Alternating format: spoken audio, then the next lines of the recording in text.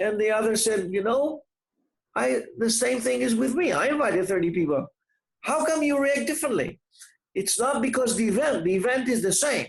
But one woman says to herself, I need to be perfect. It has to be amazing. If I lose something and it's not the right way, I'm going to be what people might think of me. This is the problem with the perfectionist people. And the other woman says, what's the big deal? So I bought the cake. Cake is a cake. Who cares if I baked it or I bought it? It all starts with a B. Baked and buy. It's the same thing. It's a matter of perception and belief system.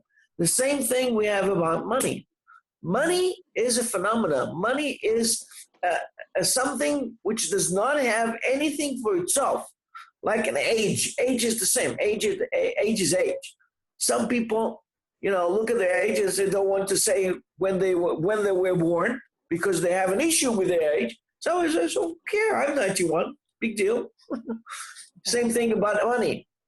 That's why you're so right when you say people can have, in reality, enough money, sufficient money to sleep, but they feel and they react like they're homeless and they're going to be evacuated from their home. And the other way around, which is more dangerous, the people don't have enough money, but they behave and they believe that they won the lottery and they can spend the money even if they don't earn it. It's all a matter of belief system. It's a matter of attitude towards money. Okay. And that does have an impact about the Corona time right now. So big impact. Right.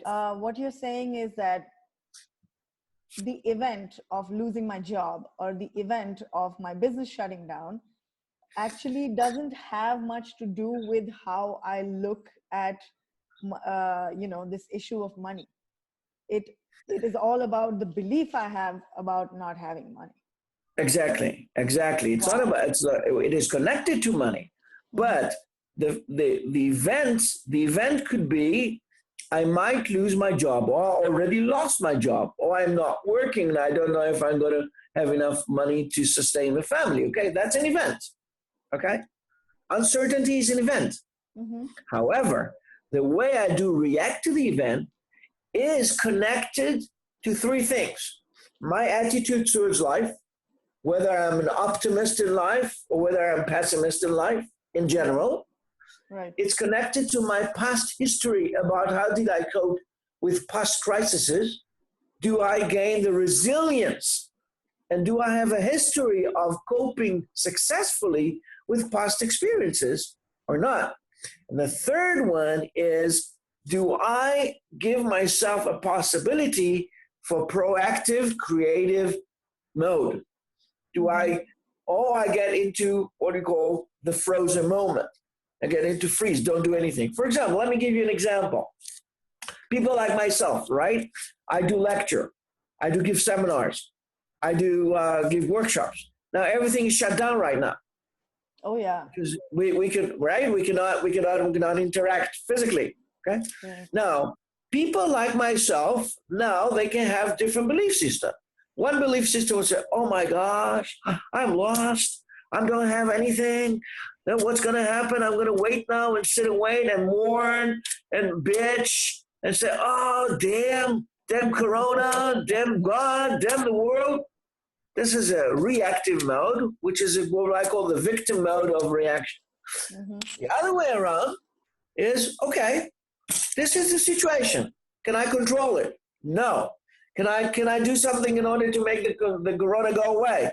No. So what can I do? What can I be in charge? I can be in charge of what creative ways can I do in order to continue my way? What we are doing right now is a manifestation of it. I'm not in India. I'm in Israel. You're not in Israel. You're in India. But we are interacting and we're making a value through the technology we have. Zoom. You're making workshops and group setting. That's amazing. That's a proactive. That's creative. I do believe that everyone in their profession can do the same. For example, let's take restaurants, right? Restaurants are not open, but they can always continue working and make a takeaway. Can create takeaways. It's a matter of creativity.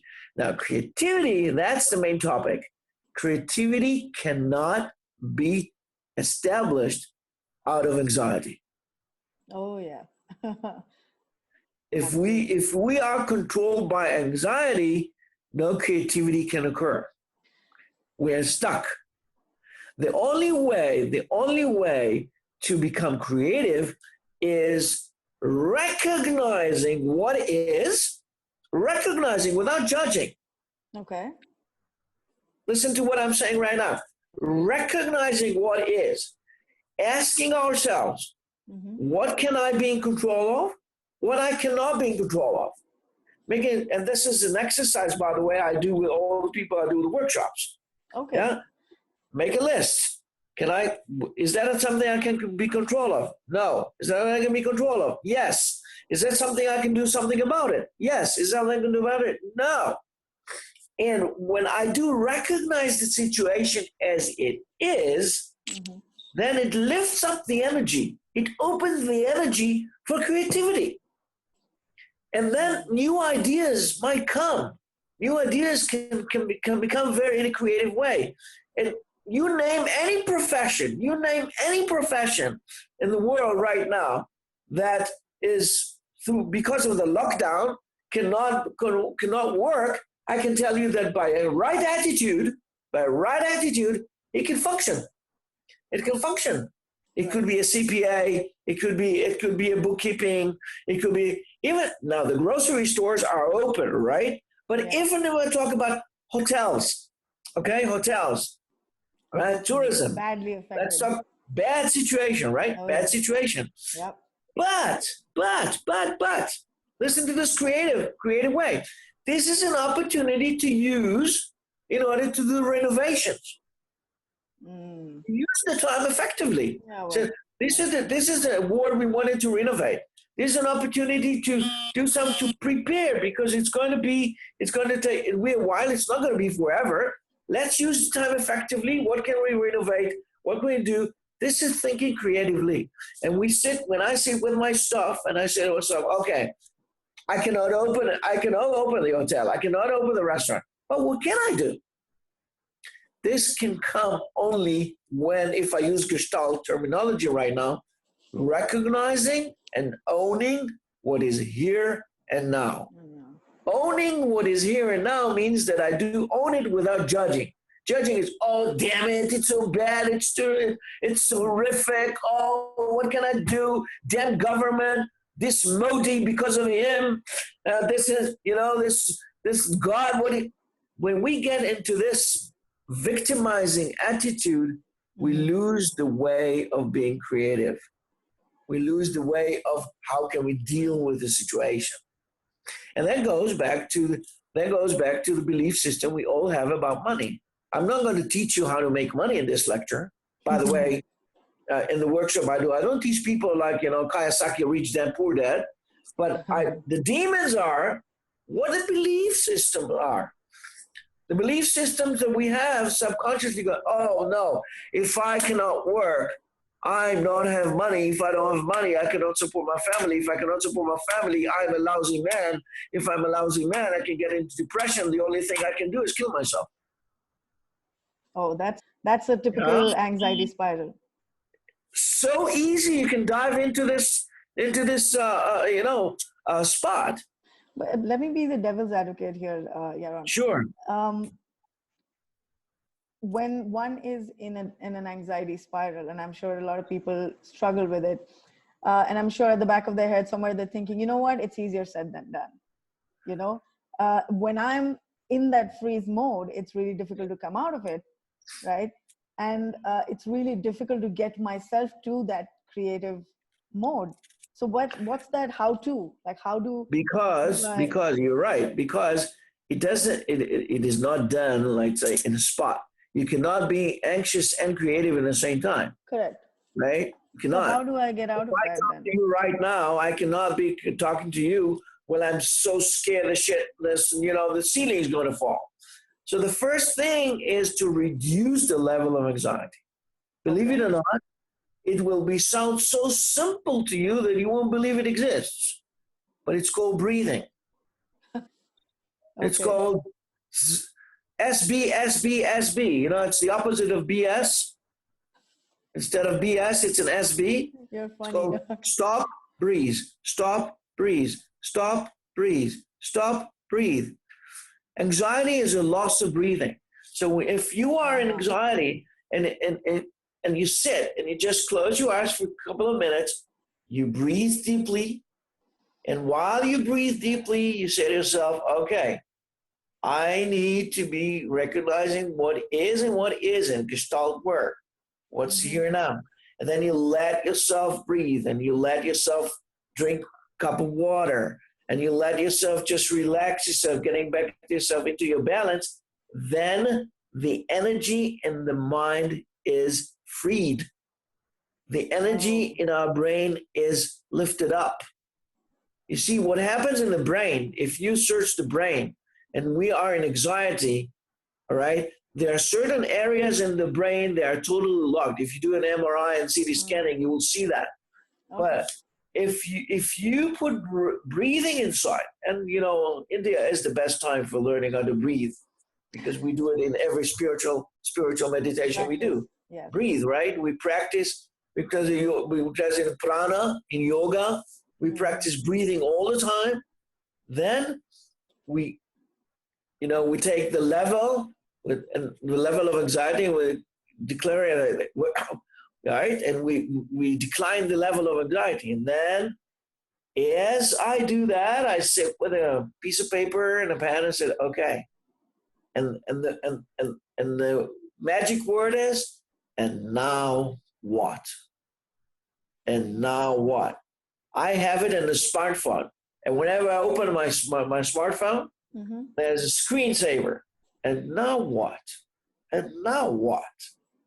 That is a cause for motivation. That is a call for motivation. When I see that all the time, and believe it or not, I'm going to tell you stupid techniques, stupid in brackets, because they're not so stupid, they're smart, but they're simple. Okay. You know, these yellow pads that you put, you use your belly band. Huh? The Post-its. Yes, the Post. Just imagine that you put these all around your house. Okay. And just write, and now what? And now what? And now what? You go to the toilet, and now what? You go to the balcony, and now what? And you go to the kitchen on the refrigerator, and now what? You'll be amazed how that can change your attitude for a positive energy. Because a now what is an action-oriented move. Okay.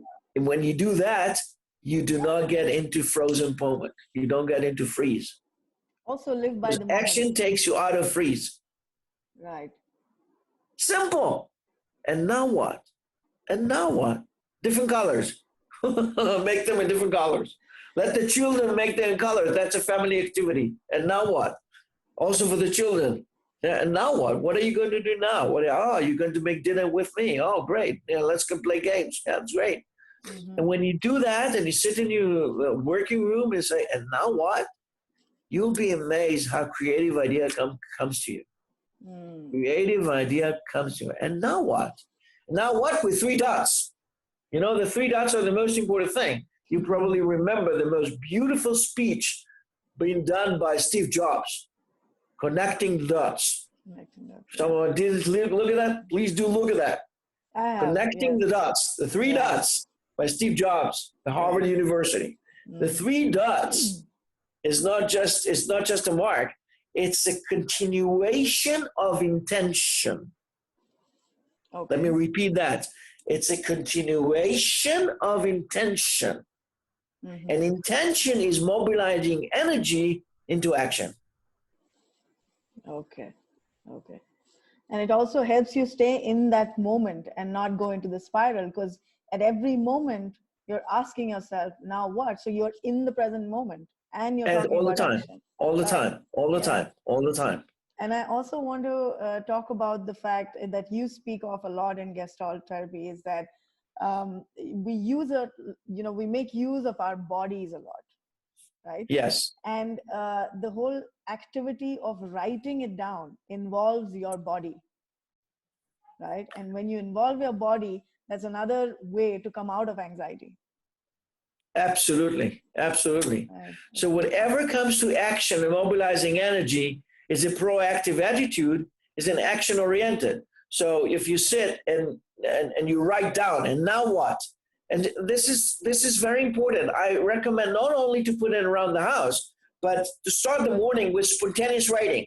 As you open, you remember the new training I gave you cards, and I asked you to open the cards and write spontaneously what is association do you have? Just imagine you create a card, and now what? You put it in a desk. Free associate, write whatever comes to you. And then when you go to bed, and now what? Free associate. You get into the mode of it, and then you write it. And if you want to take it more active mode, you can draw it. If you're good in drawing and you love painting, just imagine that you have, in NLP, those of you who know NLP technique, they know what we call a mental position, mental picture. Draw the mental picture of a vision. How am I going? What do I see after Corona time? And you will be amazed that when people have this mental picture and they draw them, it's like a vision that comes true. Right.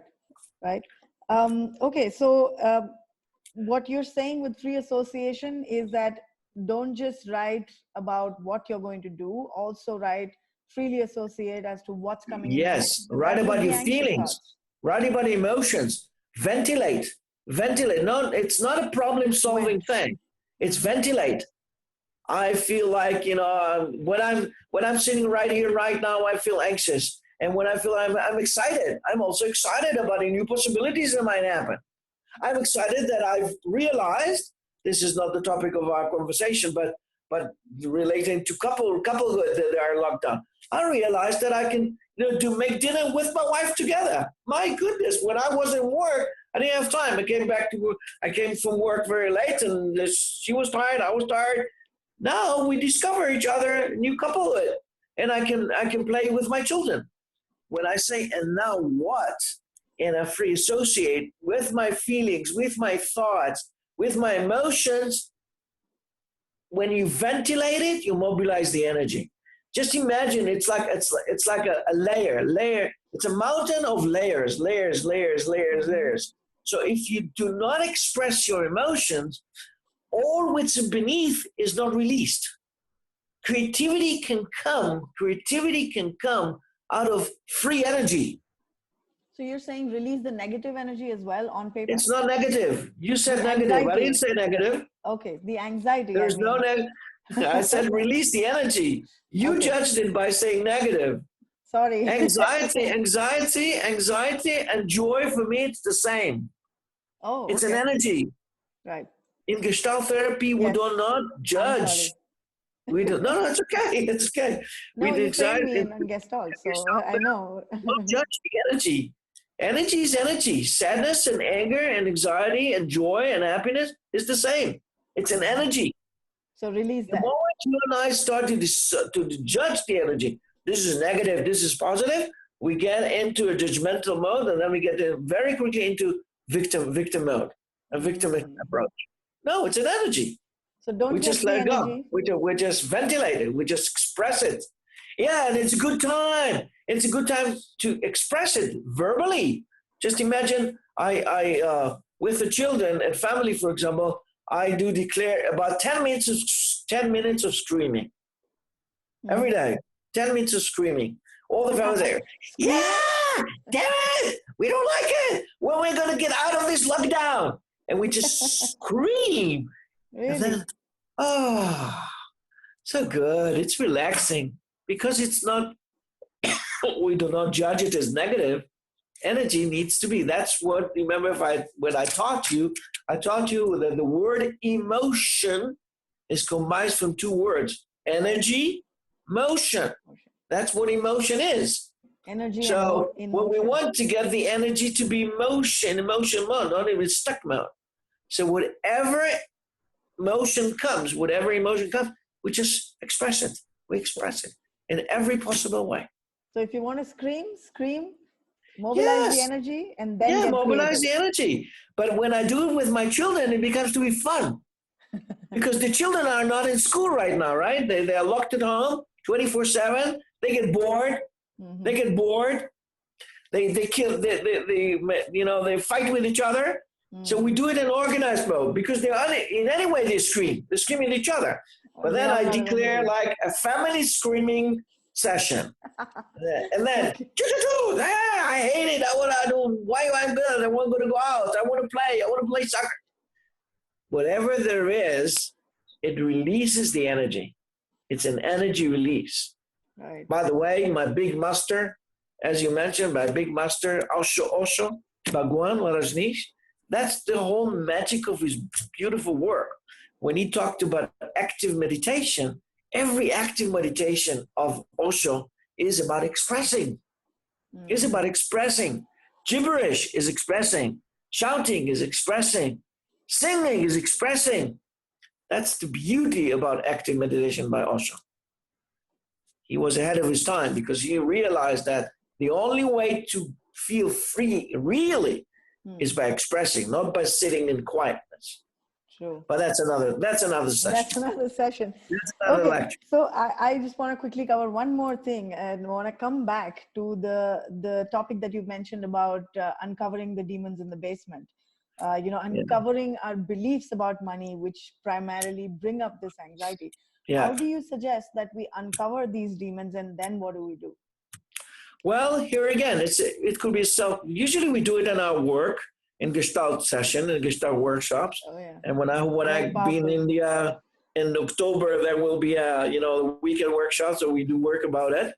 Because Fritz Perls used to say one thing about how demons come, and he said, wherever you go, you take at least 2 monkeys on your shoulders, or your mother, or your father, usually both of them.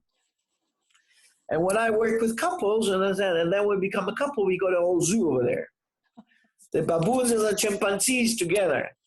So in order to reveal these demons, you can take a piece of paper and split it to 2 and said, what do I remember my father attitudes towards money?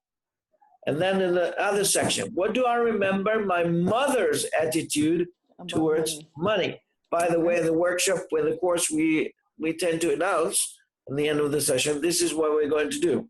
And then I free associate. What do I remember? How do I remember my father talks about money? Should we save money? For example, one belief system is you never take mortgage. You buy if you can. If you don't have enough cash, you don't buy. That's a belief system. Another belief system, don't worry about installments.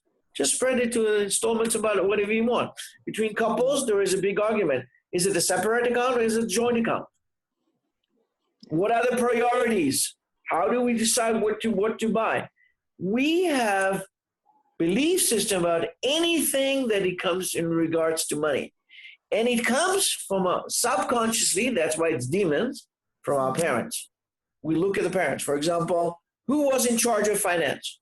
Was it our mother? Was it our father?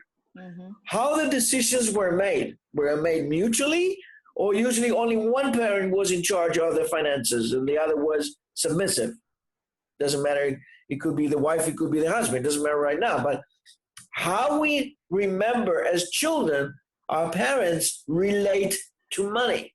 Do I look at money as something that's valued? For example, do I see people through their money in the bank, and I value only people who have a lot of money, or I don't value people who don't have enough money? Or money is not a value when it comes to a personality.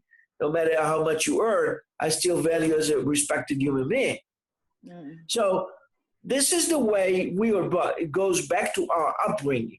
When it goes back to our upbringing back into our early childhood memories, these are the demons that a lot of us are not aware of, how these demons, how these belief systems do control our way of behaving. But because it's in the subconscious, we cannot be in control of them. We need to reveal them.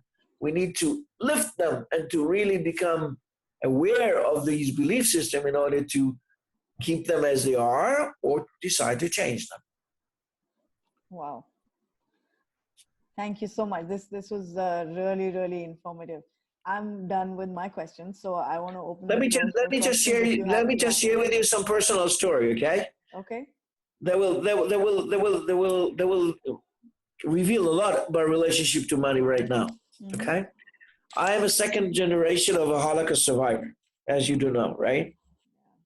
My father went through the camps, and of course, when he came to Israel with nothing, it was 32 kilos. So what can we do, you know?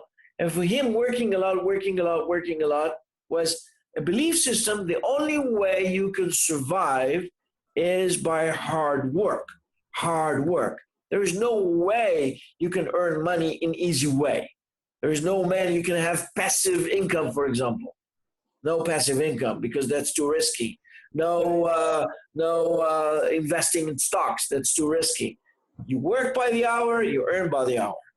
Now remember, as a child, when I grew up with this, because he was not for granted. He was a CPA, very keep on money all the time. And I remember saying to myself, do I want to be an employee? Do I want to become a self-employed? That made a lot of impact on myself, deciding that I want to be self-employed with all the risks. I said, no. I took the decision to do the opposite of my father. So, and only in therapy I realized that the motivation for me to become a successful self-employed is to prove to my father that I can do it differently. But that was subconscious. And I proved, I remember talking to my therapist saying, this is not Hitler anymore. This is not Holocaust. Well, I live in a different era. I don't have to earn every dime in order to survive. I can do it in a different way. So this is my personal experience. And it does have impact throughout my life. For example, now in the Corona time, if I had been my father, I would get into so much anxiety because that's the only way. But because I took my way all the way in a different way, I said, no, I have a self-thought. I can do it differently. This is not Auschwitz. This is not Holocaust. I can do it differently. This is the time to think about more creative ways to make my money. The way that my father probably could not do because he was in a survival mode as a Holocaust survivor. That must have taken a lot of hard work, I must say. Yes, that's why therapy is so important. Believe me, if I was not aware of it. When I grew up, I was not aware of it. I was just aware that I don't want to live my father's way because I saw him working so hard. I saw him working so hard. I said, no, there must be another way. But I didn't know what way. It was only in therapy that I realized that the demons that I have is the fear of we call that repetition compulsion of a Holocaust survivor attitude. Okay. And when I got free from that Holocaust survivor attitude, I said, I was born in Israel. I'm not a Holocaust survivor. I could free my attitude to allow myself to give myself freedom to a more creative way. Say, yeah, I can make money from other ways, not only just by hard work by the hour, like my father. Wow. That's an amazing story. Thank you, Yaron. That really gives me hope that anyone and everyone who has this anxiety can come out of it. Absolutely. Yeah. And with that, absolutely, I'm going to open the floor for questions. I guess is there anything else that you want to say before we open? No, I want to leave. I will leave time for questions. Okay, great. So I'm going to take up the first question from Amit. He says, I often notice that when we come out of the anxiety, the energy for action dies down in some time. Is there any secret to sustain that energy? And what is the role of discipline while working with creative energy? I love this question. The way to sustain the energy is a great fantasy, but that's an illusion. Living life is waking up in the morning, going back. Sometimes you're up, sometimes you're down. That's life. There is no magic for this. The only way is to accept that when he dies out, that's fine. And you believe it or not, in Gestalt Therapy, we call that the paradoxical way of change. Here is the paradoxical way of change. Once you accept that it's okay to die out, then you wake up. So it will die out. No matter Because, what you do. yeah, of course, but it's so natural.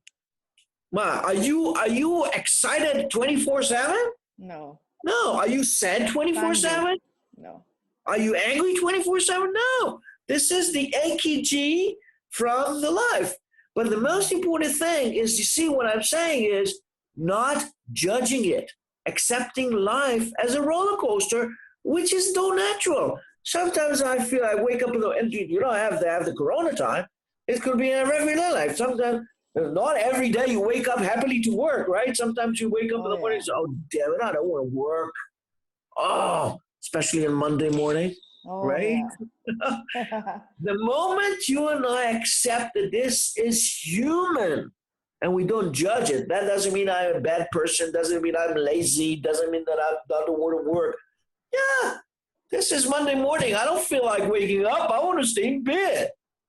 The moment I understand that, then the paradoxical way of change happens. The moment I don't resist it. See, when you resist, it persists.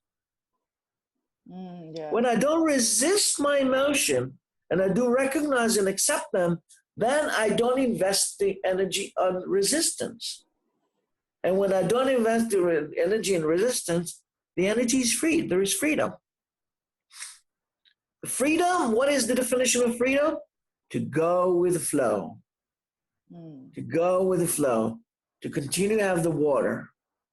Just go with the stream of the water. The moment we want things to happen this way, like I want just to stay in the energy all that, then I get the blockage, energy blockage. We call it in Gestalt Therapy, energy disturbances of flow, free flow. Okay. And so once it dies down, then if you want to bring it back up, you do the same thing again. The what now? Yeah, you ventilate. When it dies out, you see, you ventilate. I feel shit. I don't want to do anything. But you don't judge it. I say, I feel shit. And you write it down and you scream it and you dance it.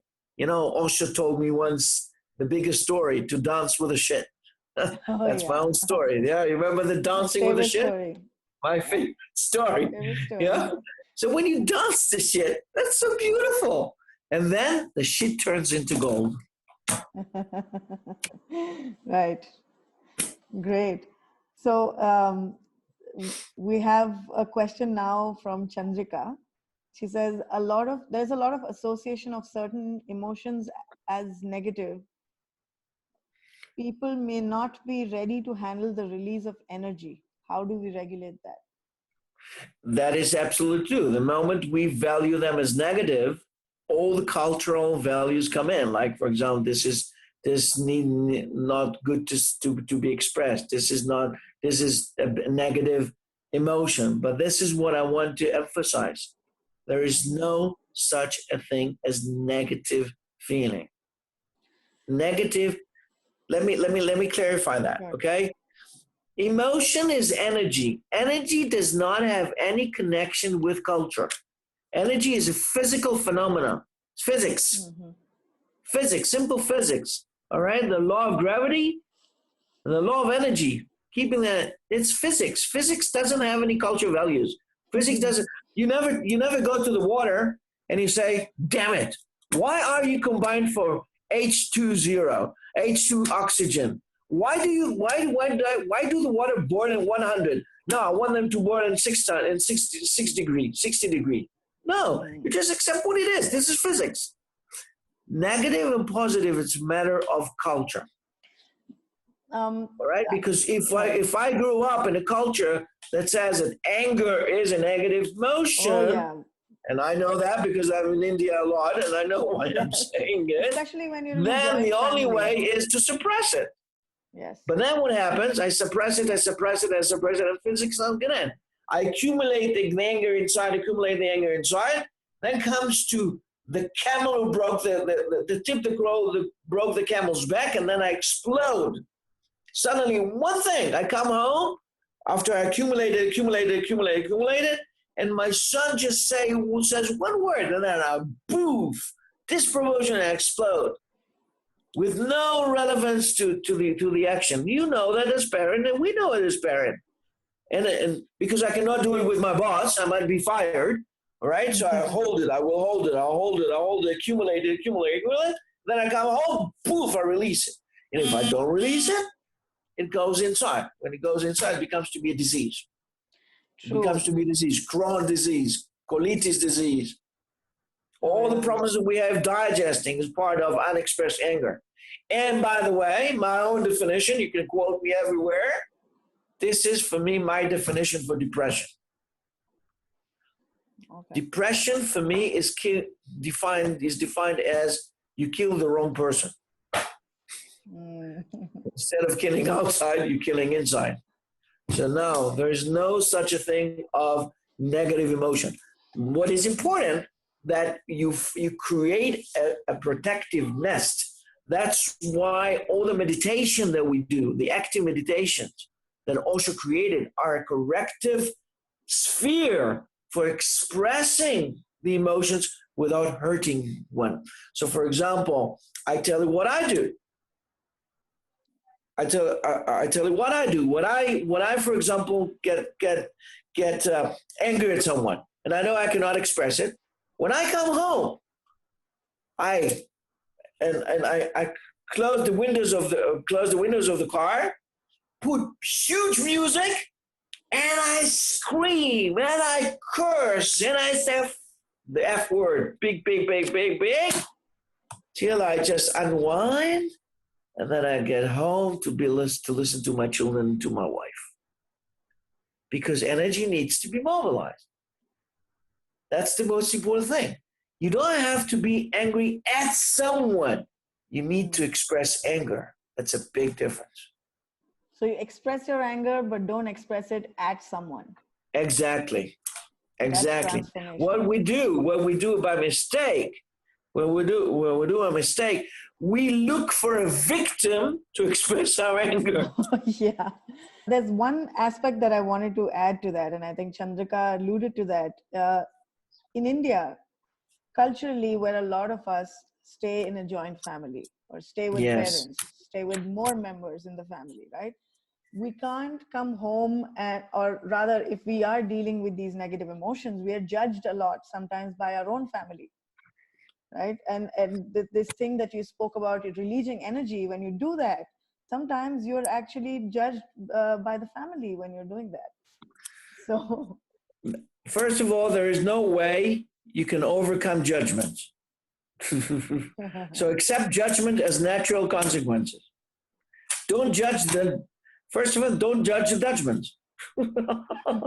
Judgment will be all the time, because that's the way people to protect themselves. When I judge you and I say you are bad, that means I'm good. So when I judge you, it defines me the same as it defines you. So this is the way we interact. There's no way we can erase judgment. What we can do is the way we approach judgment. If I say that's not okay that you judge me, then I judge the judgment. But I say, okay, judgments are just a way of definition. Listen to this. If you and I can look at judgments, as I said right now, judgments are only a way of definition. When I judge, I define who I am versus who you are. That's all. So when I need to judge, I declare my self-identity as I judge your identity. You are immoral, that makes me moral. You are bad, that makes me good. You are lazy, that makes me. That's the way people do. By the way, when we are 4 years old, 5 years, that's the only way we do. I don't know if you remember, but when you were 5 years old, that's what children do all the family. They go to the family and they ask mommy, are you the oldest in the family? Who's the oldest? Who's older among the women? Who's big? Are you taller? Are you less tall? Who's higher? Who's not high? They do it all day long, because the only way they can understand the world is by comparison. That's how we do it. Now, judgments are okay. And that's the beauty about it. When I look at judgment, just as judgment, they're not good, they're not bad. They are a matter of definition. Then I will not get angry. And if I do get angry, I will express my anger in a protective mode. I would go outside and say, I take a smoke, even if I don't smoke a cigarette. And I just shout to the nature and scream, hey, damn it. That's fine. That's fine. Okay. Yeah, I love your approach to how you handle this release of energy. It's great. Yeah. Yeah. That's the beauty about it. You don't, when people to understand that they don't have to act upon on someone, they then needs to let the energy go. Then they find, by the way, that's creative ways of releasing energy. For example, talking about money again, okay? That's very important to have this, this 10 minutes of screaming what? Damn this lockdown. Damn this lockdown. I hate this lockdown. It should have been different. And when the 10 minutes are over, I said, okay, it's finished. Now I'm released and I can think creatively. Now what do I do? Now what? And then comes this, pad. And now what? Yeah, the post-it. Now what? Boom. Great. So I'm going to quickly move on to the other question, which is very, very interesting. It takes in, this whole couple dynamic with respect to money, right? And especially it says, money can be a huge area of difference between couples considering their parents' attitude to money. And if one comes from saving culture and the other from spending, how do we converge? How do we? We don't convert. We negotiate. We negotiate. This is what we call relationship. To relate means to talk, to share, to negotiate. I come from, as I said, we have two monkeys on our shoulders. Not every baboon is just a baboon. We have a baboon and a chimpanzee. They need to interact with them. They are monkeys, but they're different monkeys, right? So we need to interact. Open interactions about where do I come from, where do you come from, and how can we find a middle way? This is the key concept of relationship. When we do a series about relationship, about couples workshop, then we'll talk a lot about interaction and relationship. But that's the way. We don't try to convince this is not the way. But again, then we get into argument. And the argument is a dialogue between two monologues. Yes. Okay? It's an interaction between two monologues. I want to prove you that you are wrong and I'm right. This is not what we do. I share where do I come from, and I'm interested in where you come from.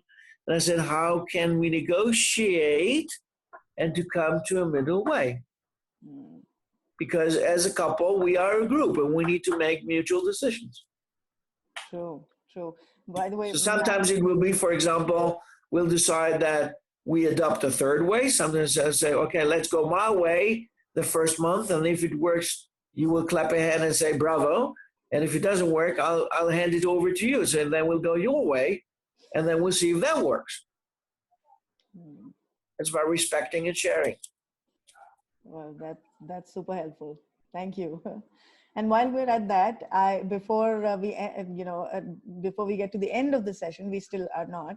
I want to announce that we are going to we're going to launch a course with Yaron specifically on this topic, on the topic of money, on how to uncover more ways to uncover your subconscious beliefs and how to handle them, how to release them, how to let them go, how to take on more healthier attitude and healthier behavior towards money. If you are interested in taking that course, please drop your interest in the chat, or you can email me, call me, message me, shout out on LinkedIn, Facebook, wherever, and I will send you the details of the course.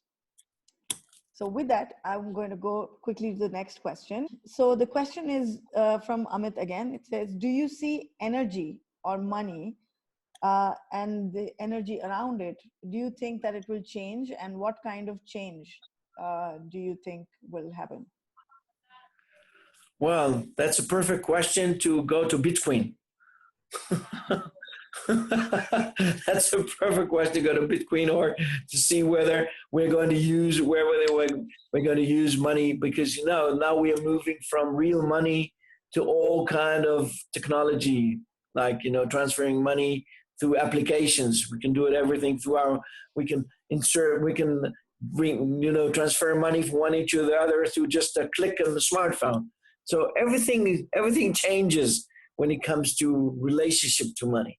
However, we're still no matter if it's going to be cash money or it's not going to be a transfer money through other application like PayPal, for example, or other ways of transforming money. The money will be still a phenomena that we all value. It will be a value. For example, money will be a phenomena of self-esteem. Money will be a phenomena of reliability. Money will be a phenomena of trust. Money will be a phenomena of punishing.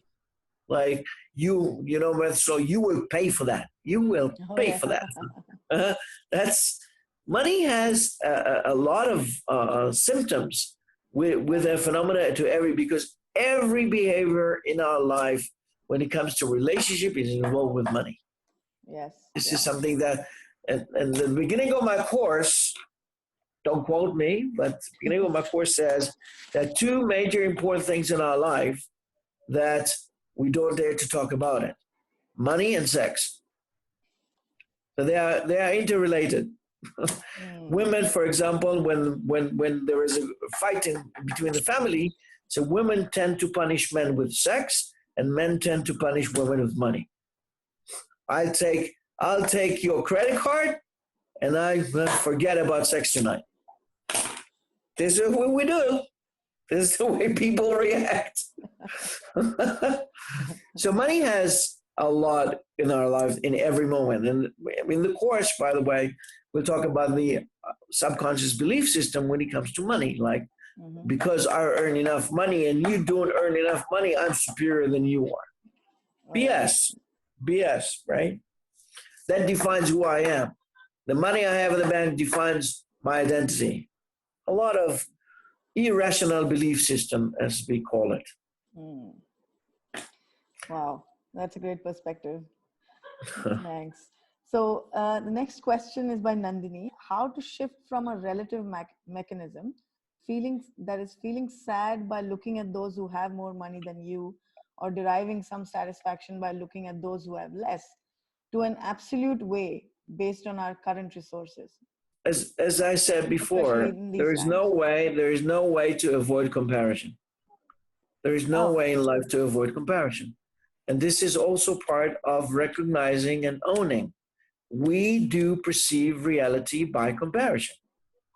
There's no other ways. No matter where you are, say there are people that will be more, that will make money more than you do. There are people who will make money less than you do. There's no other way. There are people who will be more intelligent than you are. There will be less intelligent than you are. There's no other way. Yes. And the comparison is a phenomena that is very natural to human beings. So the idea of let's say avoiding it is impossible. However, again, by Gestalt methodology, the moment I own it, I own my need to compare. Owning my need to compare. Yes, I am comparing. Yes, I do that because that's the only way to understand reality. Then the paradoxical way of change occurs. When I own it, then I say to myself, okay, and then who am I? And then who am I? And then I create my own identity. Maturity is creating our identity based on our definitions, not based on how people outside of us define us. That's maturity. In the beginning, there is no other way. We define ourselves taking into account how people view us and what do people think about us. The more mature I become, I rely on my own judgments towards self and less about what others think of me. Because most of the time what other people think of me is their own projections about their own fear. Oh yeah. Yes. Great. Okay, so the next question is from me. And so this is specific to entrepreneurs, and in entrepreneurship, sometimes you have a lot of money, and then sometimes you just don't have money at all. When you have a lot of Yes. money, you feel like you're the king of the world, and suddenly, Corona is just a rare phenomena, but this happens a lot in entrepreneurship, in business, right? Today, I have a lot of clients. The next month, I may not have any clients, right? So True. what advice do you have specific to entrepreneurs on how they could, let's say, build resilience around this cyclical aspect of entrepreneurship? Well, again, uh, if I talk right now psychologically, I talk just financially. Okay, I'm not a finance expert, but I talk about finance expert. So first of all, especially in people in my field, uh, we need to make enough bases so that even if we don't have enough clients, we still feel insecure. And that is this is one of the reasons of creating a passive income that is not really is connected directly to the hours we make. For example, if I succeeded in creating my passive income from buying an apartment, renting it out, getting in an MLM multi-level company or whatever, doing this, having other passive income, then even if I don't have enough clients, which can happen, then I'm not anxious. So financially, will be one of the advices I would give. Make sure through the course of life that you have enough passive income that you can create for yourself. So that when time comes, like this time, that you're not that anxious because, okay, you can still live with, the income that you get even if you don't have enough clients. Okay. Mm-hmm. The other thing psychologically is to really remind yourself Mm-hmm. that by choosing to become a self-employed entrepreneur, you and I decided to go on the roller coaster. That's why Signed up for this. some people can never be, like my father, can never be an entrepreneur. He, as a result of being a Holocaust survivor, he needed his security so badly, that he could not give himself a permission to be in a position that he might not have enough money, because he goes to the demons. If I don't have enough money, I will not be able to bribe the Gestapo person in order to give me more food so I can survive one more day, and then I will be executed. Yeah. It goes back. This is post-trauma. Okay? So, and I know that because he tried, as a CPA, he tried to open his own office. And I can tell you right now, he's in heaven, so I can talk openly. He was a big failure because he was not built for this. His security need was so high that he could not take any risk. That's why he could not be an entrepreneur. So the first question should be about identity. Can I be an entrepreneur? Mm-hmm. Is that connected to my own personality? Am I capable of being in a mode that sometimes I have 10 clients, sometimes I will not have any clients? Like myself right now, that, most of the clients, I have clients in Zoom, but, for 2 months, clients were busy about how they're going to survive. So I knew that. Okay. So if one is not ready for this roller coaster, better not be an entrepreneur. That's the first thing. Okay. And the second thing, we decide that we have to remind ourselves it's a seesaw. It's a seesaw. Yeah. And when we remind ourselves it's a seesaw, and we have this posted of, and now what? We can create this mental picture of abundance. When you and I create the mental picture of abundance, you'll be amazed how you can attract wealth into you. That will be a very important part of our course, by the way, how to attract abundance into our lives through mental picture. Great.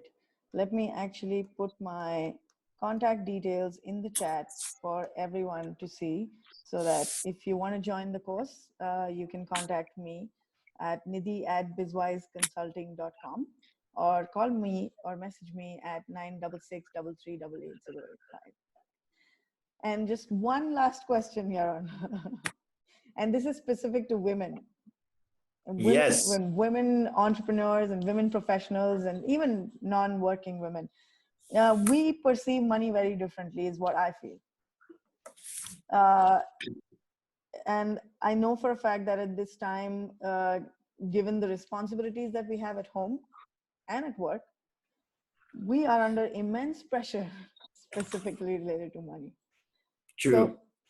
So, is there something different that we as women can do, or is it the same procedure, the same, the insightful tips that you spoke about? Well, again, it goes back to the whole judgment of social values and cultural values. Yes. Like, that better than I do, that women are perceived as such versus men. So even if you have the same degree, you're not perceived as equal, blah, blah, blah, blah, blah. The most important thing is about your self-identity, empowering yourself. Don't wait for somebody else to empower you. Don't wait for somebody else to define who you are. You define who you are. You create your own identity. You don't let somebody else create your own identity. You are an independent state. And when you are an independent state, you create your flag, you create your currency, you create your boundaries, you create your language, you create your culture. This is what I call individuality. It's a separate state, independent. But don't wait for somebody else to define your boundaries, to define your identity, because nobody will define your identity. You're the only one who will define your identity. And that's the process. That's a process of self-growth, of self-empowerment. And takes a lot of work, but it's totally worth it. I would say that's the only way of identifying your state. And I love it when you come to India and when we do this work. I really love it, because some of the stuff that you talk about is bound to create ripples in the Indian culture. But so be it, because this is the way of real identity creation and freedom.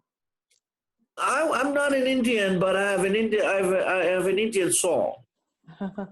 Okay, I can tell you from fact that the younger generation of Indian people is changing. Oh yes, yeah. Is changing towards more equality, towards more self-dependence, towards more self-independence, to a more realizing and self-empowering. Now look at yourself. You are a perfect example. Well, it's WIP, work in progress, but I'm still proud of it. WIP is the phenomenon of India. Great. Thank you so much, Yaron. This was so insightful, and I'm so glad that all that I've learned from you, I've been able to share a part of it with everyone who's joined us today. Thank you, guys. Thank you, everyone, for joining. And I hope to see you in the course and also in the future Bizjam sessions. Thank you so much, Nidhi. Thank you, all of you, for giving me the opportunity. Great. All right. Bye-bye. Bye-bye. Bye, Yaron. Bye, everyone.